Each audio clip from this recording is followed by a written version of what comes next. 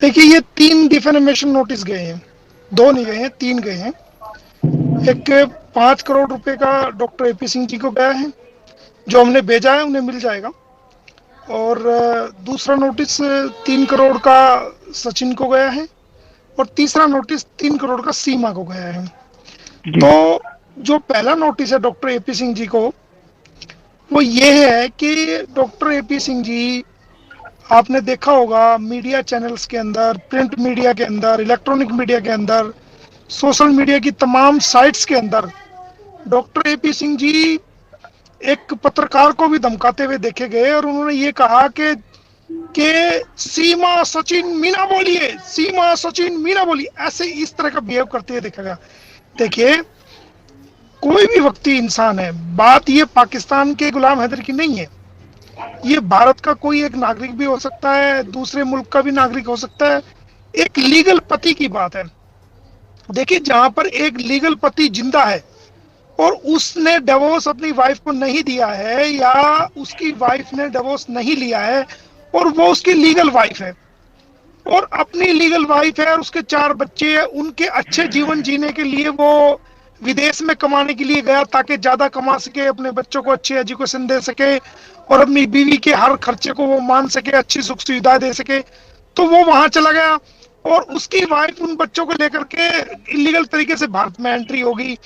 और जब भारत में एंट्री हुई, तो जो पुलिस ने उनको पकड़ा 3/7/2023 को वल्लभगढ़ के सेक्टर 59 के चंद्रावल नाला एरिया के पास से, जो कि हरियाणा में पड़ता है, तो उससे जो रिकवरी हुई इस सामान की, 6 पासपोर्ट रिकवरी हुए। उसमें सबके अंदर 2 पासपोर्ट सीमा के थे, सबके अंदर वाइफ ऑफ गुलाम हैदर लिखा हुआ है। एक मैरिज सर्टिफिकेट बरामद हुआ, जिसके अंदर सीमा हैदर का और गुलाम हैदर का जो सर्टिफिकेट है, जो पाकिस्तान सरकार द्वारा जारी किया गया है, वो वाइफ ऑफ जो है गुलाम हैदर लिखा हुआ है। वीजा जो नेपाल तक का वीजा जो शारजा होते हुए, दुबई होते हुए आई है, वीजे के अंदर वाइफ ऑफ गुलाम हैदर लिखा हुआ है। एयर टिकट से उनके अंदर गुलाम हैदर लिखा हुआ है। दिल्ली से जो टिकट लिया उसके अंदर गुलाम हैदर लिखा हुआ है। जितने कागजात बरामद हुए, एनआईसी बरामद हुए, उसके अंदर वाइफ ऑफ गुलाम हैदर लिखा हुआ है। और जो 7/7/2023 को ऑनरेबल कोर्ट जेवर द्वारा जो जमानत की याचिका सीमा ने फाइल की, उसके अंदर भी उसने खुद को गुलाम हैदर की वाइफ के तौर पर ऑनरेबल कोर्ट को बताया, और ऑनरेबल कोर्ट ने उसको गुलाम हैदर की वाइफ मानकर ही जो है उसको जमानत दी है। तो इन सब कागजों से प्रूव है कि वो आज तक लीगली गुलाम हैदर की वाइफ है। तो मिस्टर एपी सिंह जी किस आधार पर कह रहे हैं, वकील होते हुए, अपन जो कहते हैं कि मैं सुप्रीम कोर्ट का वकील हूं, एक वकील होते हुए बिना डिवोर्स के किसी ऐसी ऐसी महिला को जिसने तलाक ना लिया हो, ना भारत में ना पाकिस्तान में, और वो इलीगल रिलेशंस में रह रही हो, और कोर्ट में भी उसने आवेदन खुद को बीवी के तौर पे गुलाम हैदर किया हो, तो किस आधार पर उसकी वाइफ कह रहे हैं? हमने ये सवाल उठाया कि आप on the what basis you are denoting this Seema Haider wife of the Sachin, on what legal basis? और सारी दुनिया के सामने कह रहे हैं आप। तो इसलिए आपके इस कृत्य से गुलाम हैदर की पूरी दुनिया में बदनामगी हो रही है। उसको ऐसा दर्द हो रहा है जिसको वो बर्दाश्त नहीं कर सकता कानूनी रूप से। उसका इकोनॉमिकल नुकसान हुआ है, उसकी इज्जत के जो टुकड़े टुकड़े हो गए हैं, फजीते हो गए हैं। तो ये सब आप द्वारा किया जा रहा है। तो आप सारी दुनिया के सामने आज माफी मांगिए, और हर्जाने के तौर पर भारत के 5 करोड़ रुपए और पाकिस्तान की करेंसी के 15 करोड़ रुपए 30 दिन के अंदर दीजिए, वरना तो आपके खिलाफ डिफेमेशन की कार्रवाई होगी। ये हमने ये डॉक्टर, और आपने क्यों नाबालिग बच्चों का आप धर्म चेंज कर रहे हैं, क्यों कर रहे हैं? एक तरफ तो आप कहते हैं कि ये प्यार में आई है, सीमा जो है वो प्यार में आई है। तो जब प्यार होता है, ना तो वो धर्म देखता है, ना वो जाति देखता है, ना ऊंच देखता है, ना वो नीच देखता है। प्यार में तो धर्म जाति का कोई मतलब ही नहीं है। तो आप फिर धर्म चेंज क्यों करवा रहे हैं? और नाबालिग बच्चों का एक बाप की अनुमति के बगैर आप उसके नाजालिग जो उसका बायोलॉजिकल फादर है, उसके बगैर आप धर्म चेंज क्यों करा रहे हैं? जबकि उत्तर प्रदेश में एक धर्मांतरण कानून लेके आए हैं 2021 में बाबा सरकार के, भाई आप किसी का धर्म चेंज नहीं करा सकते। लालच देकर, प्रलोभन देकर, जबरदस्ती, सपने दिखाकर या मिसगाइड करके, खासकर बच्चों का और SC ST के समाज के लोगों का आप धर्मांतरण नहीं करा सकते, तो वो आपको 3 से 10 साल तक की कैद है, 15,000 से 50,000 तक का जुर्माना है, फिर भी आप करा रहे हैं। पोस्को एक्ट की धारा भी आपके ऊपर लागू होती है कि एक वकील का काम होता है अपने क्लाइंट की के हर्ज मर्ज को, दुख को, तकलीफ को कानूनी रूप से कोर्ट के सामने रखे। एक धर्म को चेंज कराने का काम वकील का काम कोई है? ये किसने कहा? आप पुरोहित तो हो नहीं, आप वकील हो। एडवोकेट एक्ट के अकॉर्डिंग हम सब बाउंड है। ये आप क्या कर रहे हो? किसने आपको अधिकार दिया? एडवोकेट एक्ट में ये प्रोफेशनल मिसकंडक्ट है। अगर आप घर जा रहे हो, आप तरह तरह की मीडिया, सोशल मीडिया पे आ रहे हो, आपका काम है कोर्ट में, आप अगर आप वकील अपना आपको बता रहे हो, तो आप, जबकि आपका वकालतनामा स्टेट केस में भी नहीं है, तो आप जाकर के कोर्ट में अपने पक्ष रखिए ना अपने क्लाइंट का। आपको नाबालिग बच्चों का धर्म चेंज करने का आपको किसने राइट दे दिया? कौन है आप? ने जो जमानती याचिका फाइल की उसके अंदर आपने कहा कि मैंने एक पाकिस्तानी लड़की को बाउंड्रीज में एंट्री करा दी। तो सचिन पे हमने जो डाला है, सचिन को हमने ये पूछा, सचिन से हमने ये पूछा कि आपने एक तो अपनी जमानत के अंदर ये कहा कि मैंने पाकिस्तानी महिला को भारत की बाउंड्री में एंट्री करा दी, तो आपने कहीं नहीं लिखा कि मेरी वाइफ है। आप कहीं अपनी शादी को प्रूव नहीं कर पाए, कहीं आप गुलामी उठ गई है, उसको नीचा देखना पड़ रहा है, उसको इकोनॉमिकल नुकसान हुआ है, अब कानूनी लड़ाई में भी उसका खर्चा होगा, तो ये सब आपकी वजह से हुआ। आपने सीमा हैदर को कौन से सपने दिखाए हैं? तो जो सचिन को हमने नोटिस दिया है वो यही दिया है कि आप किस आधार पर सीमा को अपनी वाइफ कह रहे हैं। सर मलिक साहब, अभी तक तो जैसे शुरुआत हुई थी तो आपने कहा था कि बच्चों की कस्टडी का केस डाला था। अब ये बच्चों की कस्टडी का केस जब तक आगे बढ़ता, अब आपने डिमांड कर दी है डिफेमेशन की, तो ये नौबत क्यों आई सर? ये आपने बताया कि प्रोफेशनल मिसकंडक्ट आपने। देखिए डॉक्टर के पास कोई भी व्यक्ति इलाज करने के लिए जाता है तो वो डॉक्टर को पता होता है कि ये बीमारी कहां से ठीक होगी और ये कहां से कनेक्टेड है। जी जी जी। और ये बहुत बड़ी बीमारी हो चुकी है, ये कैंसर से भी बड़ी बीमारी हो चुकी है। अच्छा सर, एक चीज और, आपने जैसे 5 करोड़ रुपए का दावा किया है गुलाम हैदर की तरफ से, क्या इनकी जो नेटवर्थ है डिफेमेशन के अंदर, जो पार्टी होती है जो डिफेमेशन डालती है, उनकी भी देखा जाता है कि इनकी वर्थ इतनी है, तो क्या गुलाम हैदर जी की वर्थ इतनी है पाकिस्तान के अंदर? बात वर्थ पर डिपेंड नहीं होता, डिपेंड होता है कि आप किसी व्यक्ति को किस लेवल पे फेम कर रहे हैं। आप गांव लेवल पे कर रहे हैं, मोहल्ले लेवल पे कर रहे हैं, या आप जिला लेवल पे, स्टेट लेवल पे कर रहे हैं, या ये तो इंटरनेशनल इशू बन गया। हाँ, ये तो पूरा इंटरनेशनल बन गया। लेकिन ये तो पूरा वर्ल्ड में आप कह रहे हैं कि ये, आप कह रहे हैं कि सीमा सचिन मीना किस आधार पे? वकील होते हुए आप बताइए ना किस आधार पे कह रहे हैं? आपने तलाक करवाई है, कोई वकालतनामा दिया उसमें?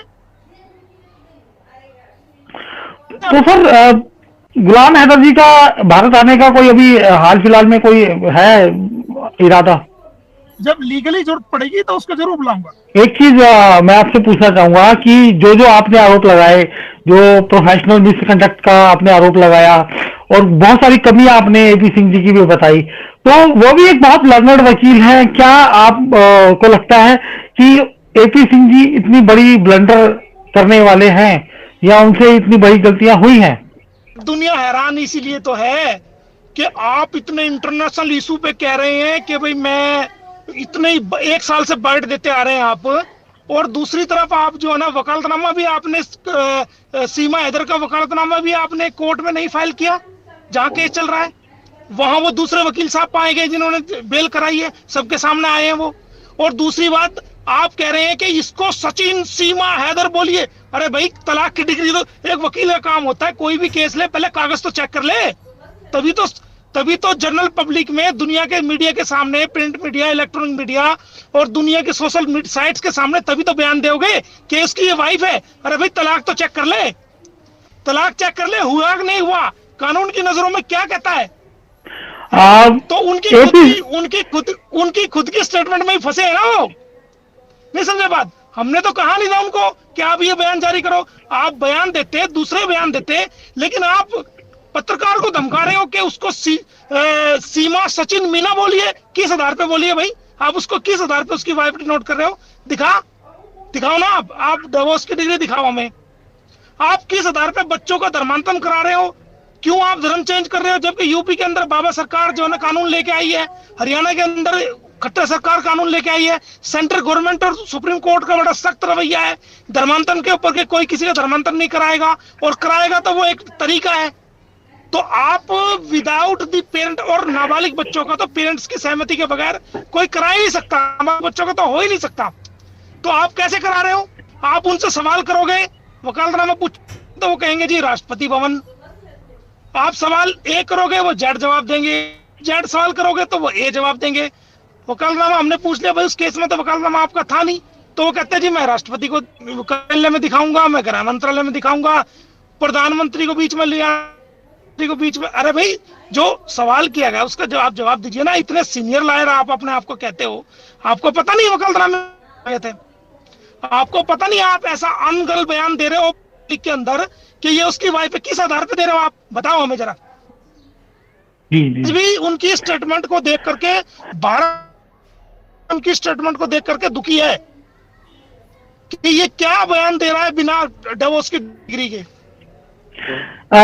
मलिक साहब, वकालतनामे की तो बात हो गई, आपने बता दी कि उनका वकालतनामा नहीं लगा हुआ, लेकिन जब कभी भी पत्रकार लोग या जो लोग भी जाते हैं तो वहीं पर सीमा हैदर जी तो यही बोलती है कि एपी सिंह मेरे भाई हैं।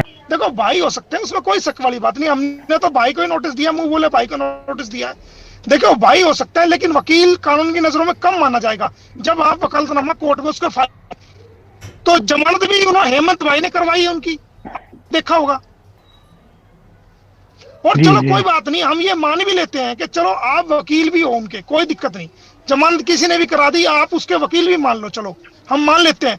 लेकिन को वकील होने के नाते ज्यादा जिम्मेदारी पूर्ण होना चाहिए। आप कौन होते हुए ये पब्लिक कहने वाले कि ये की वाइफ है? किस आधार पे कह रहे हो आप, हमें ये बताओ। तो अगर हम एपी सिंह जी को उनका वकील कानूनी तौर पे, जैसे कि आपने कहा कि उनके वकालतनामा नहीं लगा हुआ, तो जो भी स्टेटमेंट आ रही है उनकी, वो एक प्रवक्ता की तरफ से आ रही है, प्रवक्ता की तरह से आ रही है, स्पोक्स पर्सन हो गए हो। तो दवन साहब का मतलब होता है कि राइट्स देना, क्या कानूनी रूप से राइट्स देती हूँ। प्रवक्ता को वो कोई है, वो हमारे देश की लीडर है क्या? एक गलत तरीके से आई हुई जो ना इलीगल ट्रेसपासर है हो, कोई वीआईपी है, कोई एमएलए है, एमपी है, क्या है वो? ये बताओ।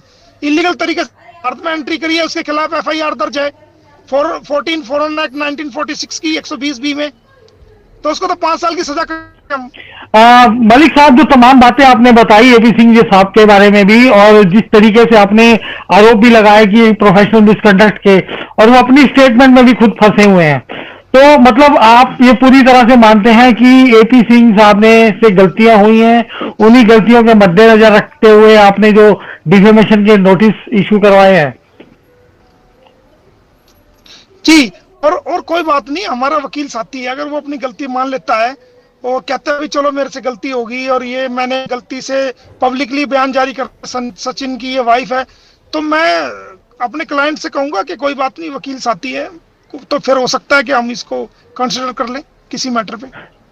तो इसका मतलब तो ये हो गया, कहीं ना कहीं आप उनके पर बांधने की कोशिश कर रहे हैं, जिस तरीके से वो मीडिया में ब्लंटली आके। मैं भाई वाला वो खुद ही डोर, वो पतंग की डोर में खुद ही बांध रखे उन्होंने अपने खुद के पर। हम तो एक वकील होने के नाते उनका उल्टा जो ना, उनको जो उन्होंने पर बांधे हम तो निकाल सकते हैं एक वकील साथी होने के नाते। मैं फिर भी लीनियंट वो रहेगा उनके प्रति, लेकिन वो अपनी गलती तो स्वीकार करें। भविष्य में ऐसी गलती हो सकती है कि हमसे भी इंसान है, गलती हो सकती है, लेकिन उस भूल को सुधार करके उसको गलती को मानना चाहिए। हमने डिस्ट्रिक्ट मजिस्ट्रेट गाजियाबाद को एक लेटर एक रिप्रेजेंटेशन दी है, कंप्लेंट दी है कि सेक्शन 11A फॉरेनर्स एक्ट 1946 के तहत कोई भी ऐसा फॉरनर जिसके खिलाफ एफआईआर दर्ज हुई हो, वो ना फिल्म बना सकता है, ना रील बना सकता है, ना टीवी, ना हाँ सोशल जी। मीडिया यूज कर सकता है, और ना ही कोई सार्वजनिक बयान जारी कर सकता है, ना इंटरव्यू दे सकता है। अगर और सीमा हैदर ऐसा कर रही है और उसको जो भी मदद करा रहे हैं, सचिन ने सिम फोन मोबाइल उपलब्ध कराया है और उसको सिम कार्ड दिया है, नेट उपलब्ध करा रहे हैं, तो वो भी दोषी है। Section 11A foreigners act, Indian foreigners act 1946 के तहत कोई भी ऐसा अपराध, कोई भी ऐसा फॉरनर्स जिसके खिलाफ एफआईआर दर्ज हुई है और वो इलीगली भारत में एंट्री किया है, वो कोई रील नहीं बना सकता, कोई फिल्म नहीं बना सकता, कोई पब्लिकली उसको शेयर नहीं कर सकता without the permission of the central government. तो इसका मतलब ये मान के चलें कि सर आने वाले समय में सीमा हैदर के ऊपर इस तरह की पाबंदियां लागू हो जाएंगी। बिल्कुल, और कोर्ट ने भी ये कहा था जमानत देते हुए कि इस प्रकार का फॉरेनर्स एक्ट के तहत कोई अपराध नहीं करेगी। ये कंडीशनल बेल दी थी कोर्ट ने। तो ये पास हो चुका है या इसमें अभी ऑर्डर आना है सर? ये पास उसी 7/7/2023 को ही पास हो चुका था ये ऑर्डर, और ये हमने कंप्लेंट भेजी है अभी अभी पिछले दिनों कंप्लेंट भेजी हमने। लेकिन उसके बाद भी ये तो इस तरह के बयान आते रहे उनके। वो प्रशासन की जिम्मेदारी। हमने लिखा है कि अगर ये इसको नहीं रोका जाता और इससे कोई गलत इफेक्ट भारत की एकता अखंडता को पहुंचती है तो उसके लिए खुद प्रशासन जिम्मेदार है। तो ये थे आज हमारे साथ गुलाम हैदर के वकील मोमिन मलिक जी, जिन्होंने आज तमाम बातों पे हमसे बात की, जो नोटिस इन्होंने इशू किए हैं डिफेमेशन के, और कहीं ना कहीं